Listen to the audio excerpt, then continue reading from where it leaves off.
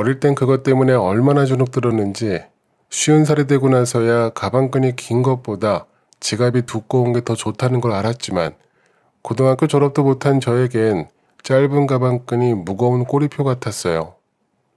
홀어머니와 남동생을 위해서 일을 해야만 했고 고등학생이 되니 얼추 힘도 꽤 쓸 수 있어서 그때부터 새벽 시장을 돌며 얼음 배달을 시작했어요. 작은 수레를 끌고 다니며 열심히 다녔습니다. 제가 책이나 연필은 잘 못 다뤄도 바퀴가 달린 건 정말 기가 막히게 다뤘거든요. 수레도 끌어보고 자전거도 타보고 오토바이에 트럭에 버스까지 제 인생은 동그란 바퀴와 함께 했습니다. 아무리 무겁고 힘든 물건도 바퀴만 있으면 슈퍼맨이 된 것처럼 움직이는 게 신기했습니다. 제 인생도 그런 바퀴 위에 싣고 싶더군요. 고등학교 때 얼음 배달로 시작한 일이 시간이 지나 20대 중반이 되면서 이제는 얼음이 아닌 냉장고도 옮기게 되었어요. 근데 뿌듯하거나 행복하진 않았습니다. 이상하게도 배달하는 물건이 무거워지는 만큼 제 인생도 어딘가 점점 무거워지더군요. 지나가는 길에 대학생들을 보면 마냥 부럽고 20대 청춘을 이렇게 지내는 게 맞나 싶고 그렇게 하루하루 무거워지던 제 삶에 동그란 바퀴 같은 여자가 찾아왔습니다. 얼굴도 동그랗고 어찌나 밝은지 그게 저의 첫사랑이자 첫 연애였습니다. 참 밝고 잘 웃는 사람이었습니다. 감정 표현도 어찌나 잘하는지 너무 좋다, 너무 행복하다는 이야기를 입에 달고 사는 사람이었습니다. 그 소리를 들을 때마다 저도 좋고 함께 행복해졌고요. 제가 하는 이야기는 뭐든지 믿고 늘 칭찬해주는 사람이었어요. 예전에는 신문이든 간판이든 한자가 많았는데 제 가방끈이 짧은 탓에 전혀 읽지 못했습니다.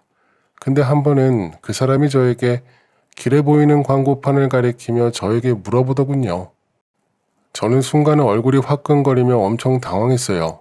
간판에 보이는 사람 표정과 배경들을 보며 어림짐작으로 그 뜻을 이야기해줬어요.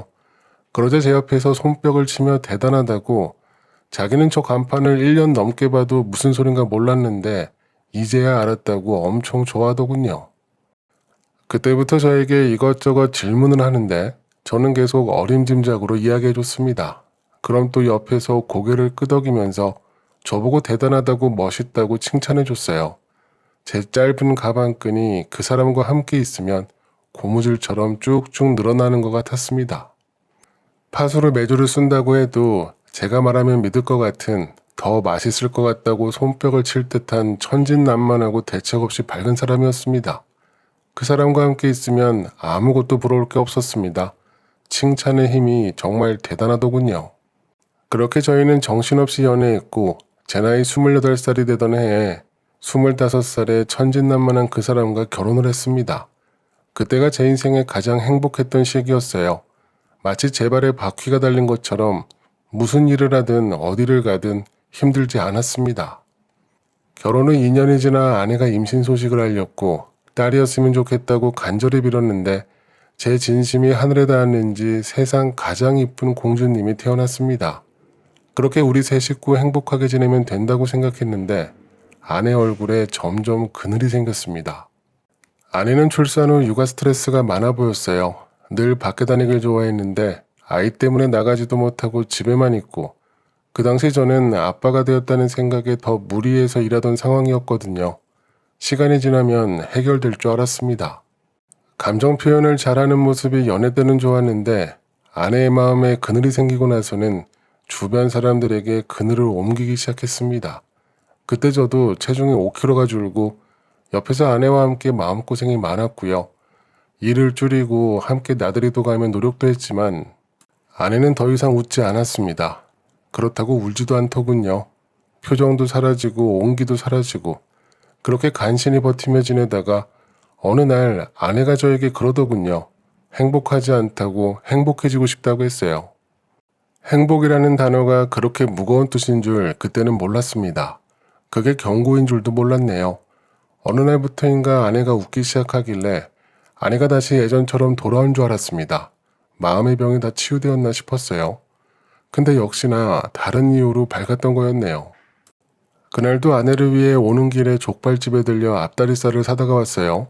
그럼 더 좋아할 것 같았습니다. 그런데 그렇게 정성껏 사들고 간 족발을 먹지도 못하고 아내는 가버렸네요. 저와 있으면 우울해서 미칠 것 같다고 행복해지고 싶다며 이혼하자고 하더군요. 그렇게 그 남자를 알게 되었습니다. 미국에 사는 남자라고 하면서 일 때문에 잠시 한국에 지내고 있었는데 그때 둘이 만났더라고요.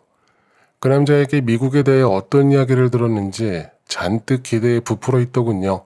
거기선 행복하게 지낼 것 같다고 했어요. 아무리 그래도 3살짜리 아이를 놓고 바다 건너 다른 나라로 가버린다고 하는데 너무 황당해서 화조차 나지 않았습니다. 솔직히 그땐 아내가 정신이 나간 건가 싶었고 헛소리를 뱉는 것 같았어요.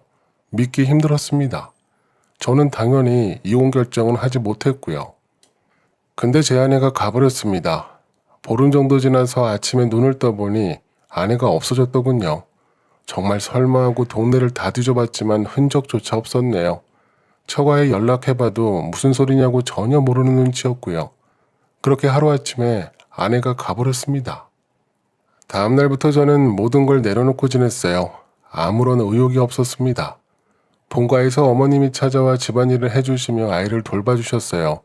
저는 밖에 나가지도 않고 방에 박혀서 온종일 누워 있었습니다. 바퀴가 고장난 수레처럼 그렇게 멈춰 있었어요.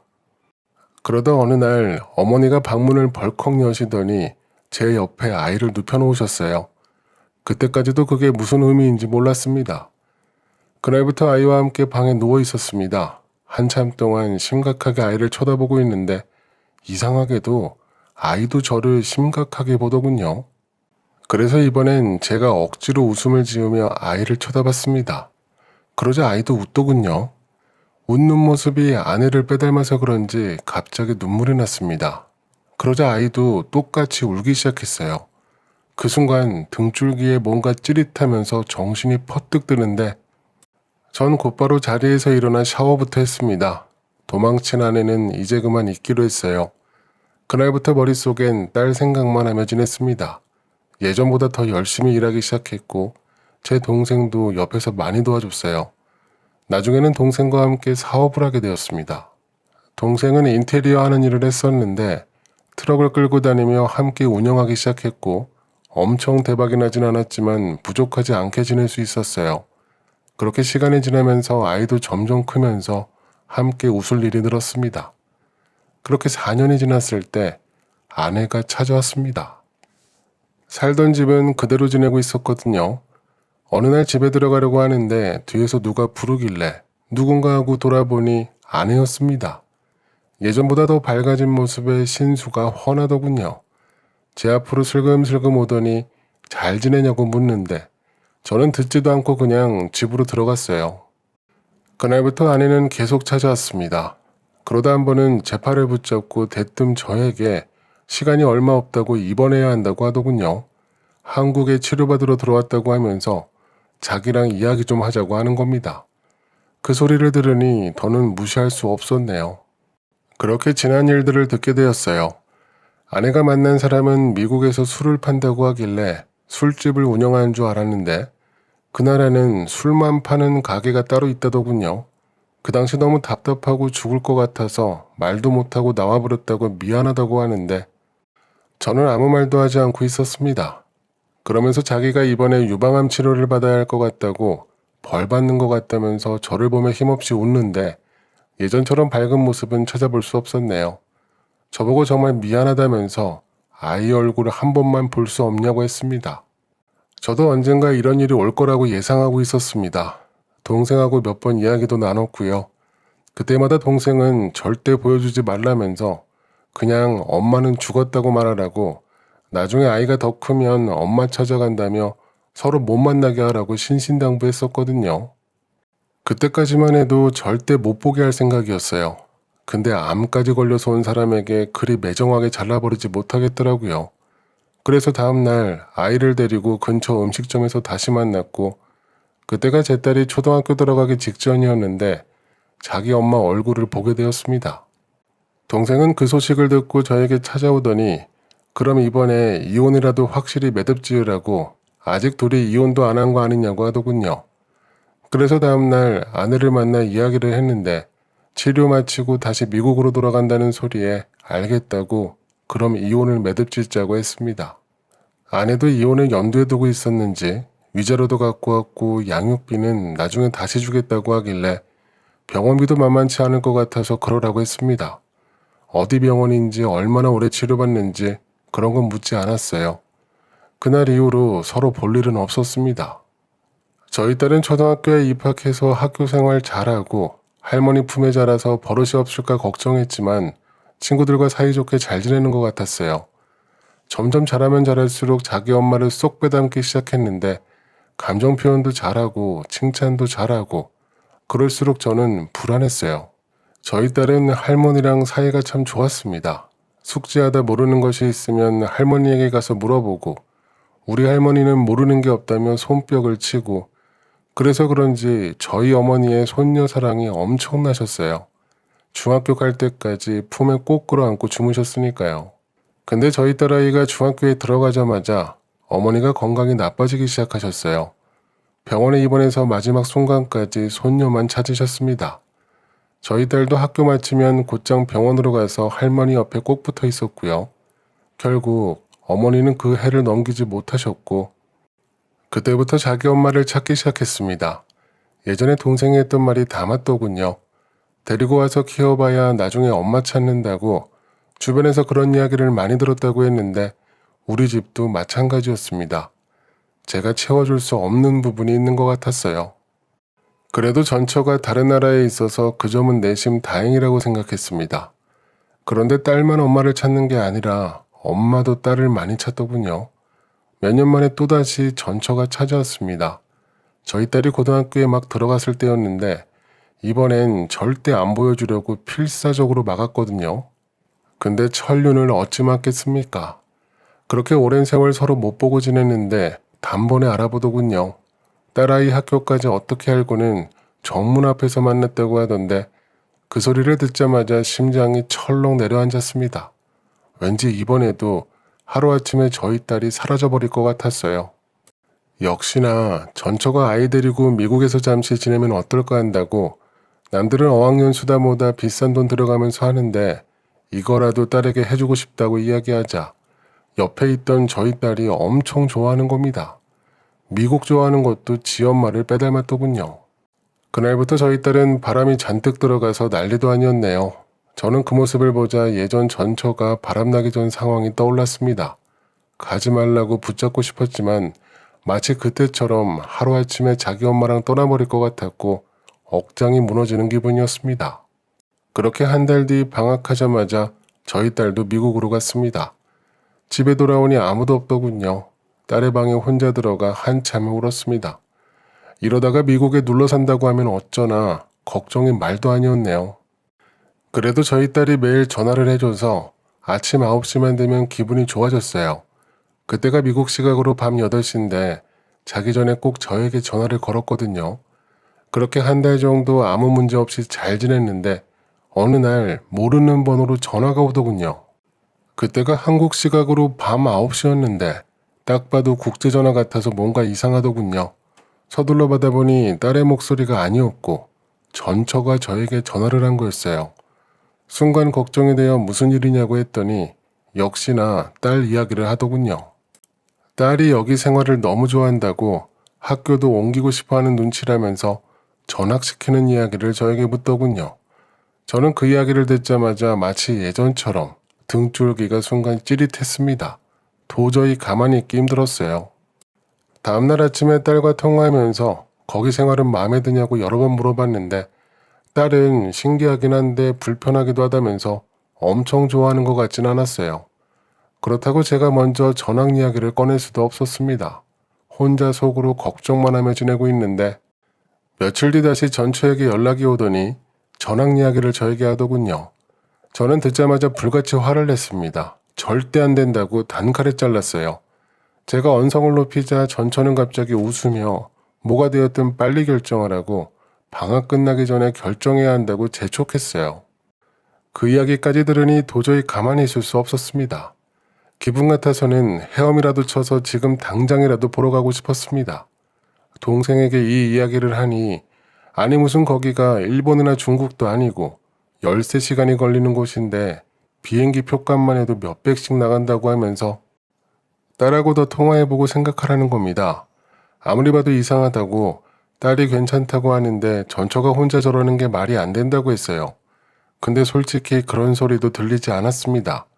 이혼한 부부 사정을 동생이 어찌 알겠나 싶어서 그날로 출국하는 준비를 하기 시작했고, 딸에게도 가겠다고 이야기를 했는데 뭐하러 여기까지 오냐며 이번에도 말리더군요. 그렇게 태어나서 처음 비행기도 타봤네요. 공항에서 전처를 만나 함께 차를 타고 갔어요. 전처는 자기 남편에게 미리 이야기를 했다면서 잠시 집에 들렀다가 가라고 하더군요. 외국이고 뭐고 눈에 들어오는 것도 없었고 머릿속엔 온통 딸 생각만 가득했어요. 그렇게 도착한 집은 제 예상과 많이 달랐어요. 건물도 많이 허름했고 길거리도 지저분했습니다. 영화에서 보던 그런 동네가 아니었어요.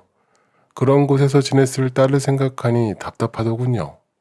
전처가 지내는 집에 들어가 보니 말이 아파트지 그냥 원룸 같았네요. 거실과 주방은 붙어있고 방이 2개가 있긴 했는데 작은 방은 거의 눕기도 힘들 정도로 비좁아 보였습니다. 전처는 그런 제 표정을 보고는 계속 저에게 보이기엔 그렇지 집값은 비싸다고 하더군요. 그래서 딸은 언제 들어오냐고 물어봤더니 아직 시간 여유가 있다고 편히 쉬라고 하는데 분위기가 좀 이상했습니다. 저보고 하나도 늙지 않았다고 하면서 예전 모습 그대로라고 되지도 않는 칭찬을 하기 시작하는데 그런 모습도 너무 불편했습니다. 예전 연애 시절 이야기를 하면서 그때 제가 참 멋있었다, 똑똑했다고 끊임없이 제 칭찬만 하더군요. 그러다 갑자기 한국이 그립다고 가족들도 보고 싶다고 그러는데 딸 때문에 와보라고 불러놓고는 딸 이야기는 한마디도 하지 않더군요. 2시간 뒤 저희 딸이 집에 들어왔고 다행히 딸의 표정은 밝아 보였습니다. 저를 보자마자 달려와 안기는데 그제야 마음이 놓이더군요. 뒤에서 전처가 뭐라고 이야기를 하는데 솔직히 아무 소리도 들리지 않았습니다. 딸만 쳐다보느라 정신이 없었거든요. 어딜 다녀왔냐고 물어보니 그새 친구가 생겼는지 한국 유학생 언니들하고 구경 갔다 왔다면서 거기서 찍은 사진들을 저에게 보여주더군요. 재밌게 잘 지내는 것 같아 안심도 되었지만 전학 문제가 계속 걸렸습니다. 웬만하면 이번에 딸이랑 함께 귀국하려고 했어요. 그날 전처 자동차를 타고 외식을 했습니다. 정말 혼자 할 수 있는 게 아무것도 없더군요. 자동차가 없으면 어디 나가지도 못하고 말이 안 통하니 음식 주문도 못했고요. 그때마다 전처가 옆에서 이것저것 챙겨주는데 처음엔 고맙다가 나중엔 부담스러웠어요. 저보고 계속 자기 남편은 다음 주에나 온다면서 뭐하러 아깝게 숙소를 잡냐고 했지만 도저히 그건 아닌 것 같아 근처에 숙소도 하나 잡았습니다. 딸과 그 숙소에서 지냈고 전처는 아침부터 저녁까지 제 옆에 붙어 있었어요. 오지 말라고 딱 끊어버리고 싶다가도 저 혼자 할 수 있는 게 거의 없었습니다. 말도 안 통하고 엄청 답답하더군요. 그때 처음으로 괜히 왔나 싶은 생각이 들었네요. 전처는 계속 예전 이야기를 꺼내면서 그때 참 행복했었다고 요즘은 그때가 그립다고 하는데 저는 최대한 모른 척 듣지 않고 있었습니다. 딸은 뭐가 그리 바쁜지 저에게 카드 받아다가 이곳저곳 다니는 것 같았어요. 저는 시차 때문에 낮에 자고 밤에 일어나고 그랬고요. 딸을 데리고 귀국해야 하는데 그런 이야기를 꺼낼 틈도 없었어요. 시차만 좀 잡히면 그때 딸아이랑 진지하게 이야기를 해보려고 했어요. 그렇게 3일째 되던 날이었습니다. 그날도 낮에 늘어지게 자고 밤에 깨어있는데 무슨 일인지 저희 딸은 안 자고 짐가방을 싸고 있더군요. 그래서 뭐하고 있냐고 딸을 불러보니 갑자기 저에게 짐을 싸라고 하는 겁니다. 그러면서 딸이 제 짐가방을 싸기 시작했어요. 대체 이게 무슨 일인가 싶었습니다. 이 시간에 어딜 가냐고 물어보니 이따가 첫 비행기로 한국으로 간다고 비행기표도 다 사놨다고 하더군요. 그래서 엄마에게 이야기는 했냐고 핸드폰을 꺼내려고 하는데 딸이 제 팔을 잡더니 엄마에겐 말하지 말고 가자고 나중에 한국에 가서 연락하면 된다고 하더군요. 그래서 이야기는 해주고 가야 하는 게 맞는 거 아니냐고 했는데 갑자기 딸이 저에게 엄마 아빠 다시 합칠 거냐고 물어봤어요. 그건 대체 무슨 소리냐고 제가 되물었습니다. 딸은 시계를 보자마자 짐가방을 끌고 제 손목을 잡더니 밖으로 끌고 나왔어요. 숙소 앞에 도착해보니 어떤 모르는 여학생이 자동차 안에서 저희를 기다리고 있었습니다. 영문도 모른 채 그 차를 타고 공항으로 갔고 짐가방을 맡기고 비행기를 기다리고 있었어요. 그때 딸이 저에게 이야기해 주더군요. 이번에 미국 들어와서 엄마와 같이 산다는 남자를 한 번도 못 봤다고, 그리고 집에 사진도 한 장 없었다고 했어요. 저는 사진이 있는지 없는지 그런 것도 못 봤는데 딸은 집에 가자마자 그것부터 먼저 확인해 봤더군요. 그러다 갑자기 제가 비행기 타고 온다고 하길래 그것도 너무 이상해서 하루는 몸이 안 좋다고 하고는 온종일 방에 누워 있다가 그날 전처가 통화하는 내용을 들었다고 했어요. 이번에 전 남편이 오면 잘 이야기해서 한국으로 돌아가겠다고 걱정 말라고 했답니다. 한국에서 자리 잡히면 그때 들어오라고 마지막에 크리스라고 이야기하며 끊었는데 너무 찜찜하고 이상한 기분이 들었대요. 그래서 제가 오자마자 저에게 카드 받아다가 비행기표를 미리 사놨던 거고요. 근데 저는 크리스가 누군지 알 수 있었습니다. 예전에 병원 때문에 한국에 왔다고 했을 때 그때 그 이름을 여러 번 들었습니다. 전처의 남편 이름이었어요. 그 이야기를 들으니 화가 치밀어 오르기 시작했어요. 그것 때문에 저한테 엉겨붙고 예전에 행복했다는 소리를 했던 거였어요. 말 한마디 안 통하는 곳에 불러다 놓고 작정하고 구워 삶을 생각이었나 봅니다. 저는 어쩔 수 없이 전처에게 의지해야 했고 그런 핑계로 온종일 붙어 지냈으니까요. 생활이 힘들어 보이긴 했는데 전 남편에게 달라붙을 정도인지는 전혀 몰랐네요.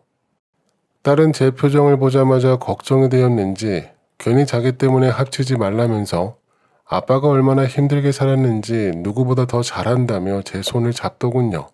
그때 확실히 알게 되었어요. 딸이 전학을 원한다는 이야기도 다 거짓이었습니다. 그렇게 아무 이야기도 하지 않고 딸과 함께 귀국했습니다. 도착해서 핸드폰을 켜보니 곧장 전화가 한 통 오더군요. 전처였습니다. 제가 받자마자 지금 어디냐며 다급하게 물어봤고 그래서 지금 한국에 도착했다고 이야기했어요. 전처는 한동안 아무 말이 없더니 완전히 다른 사람이 돼서 화를 내기 시작했어요. 왜 말도 없이 둘이서 귀국했냐고, 한 달 동안 데려다가 돌봐줬는데 인사도 없이 가냐고 소리를 지르더군요. 얼마나 크게 질렀는지 옆에 있던 딸도 들은 것 같았습니다. 그래서 저도 다 이야기했어요. 고작 한 달 갖고 그게 엄마가 할 소리냐고 했습니다. 그러자 옆에 있던 딸이 제 전화기를 뺐더니 엄마도 예전에 나 버리고 갔으면서 화낼 자격이 있냐며 소리치더군요. 그리고는 전화를 끊어버렸어요. 그렇게 딸과 함께 집으로 돌아왔습니다. 그 뒤로 딸은 엄마를 찾지 않았어요. 그러다 최근 모르는 번호로 전화가 왔는데 전처였습니다. 이번에 귀국했다고 하면서 저보고 한번 만나자고 하더군요. 그래서 단칼에 싫다고 잘라버렸습니다. 당신과 함께 있으면 행복하지가 않아서 다시는 얼굴 보기 싫다고 연락도 하지 말라고 끊어버렸어요. 크리스랑 알아서 잘 지내라고 해줬습니다. 전처는 그 뒤로 어떤 연락도 없었네요. 이제야 저도 속이 좀 후련했습니다. 저는 요즘 딸과 함께 잘 지내고 있습니다. 어릴 땐 엄마를 많이 닮았다고 생각했는데 점점 더 커가면서 저랑 많이 비슷하더군요. 딸이 작년에 자동차 면허를 준비한다길래 운전하는 걸 가르쳐봤는데 어찌나 잘하는지 저처럼 바퀴 달린 거랑 친한 것 같았네요. 전처 소식은 그 뒤로 못 들었습니다. 어디선가 행복을 찾아가며 알아서 지내겠죠. 그날 이후로 연락처도 바꿔버렸고 살던 곳도 동생네 근처로 이사 갔거든요. 이제 지난 일은 다 잊어버리고 제 딸과 함께 더 행복하게 지낼 겁니다. 이번에 준비한 내용은 여기까지입니다. 딸을 위해서 전처에게 보낸 아버지의 마음도 너무 아름답고 그런 아빠를 걱정하는 따님의 마음 씀씀이도 따뜻하네요. 앞으로는 더 행복한 일만 있으셨으면 좋겠습니다.